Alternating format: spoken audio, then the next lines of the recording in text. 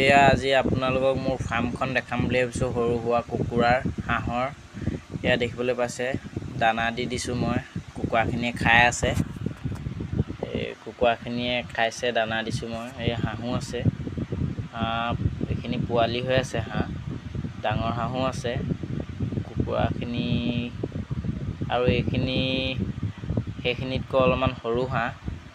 তাৰপাছত এইখিনি অলপ ডাঙৰ হাঁহ, সেইখিনি অলপ সৰু। তাৰপাছত এইবোৰ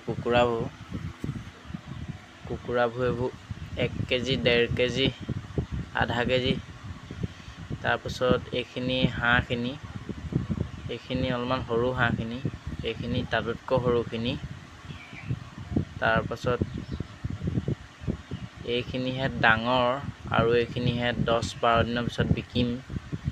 তাৰপিছত কুকুৰা পোৱালি আছে, মই দেখামগৈ এতিয়া আপোনাক।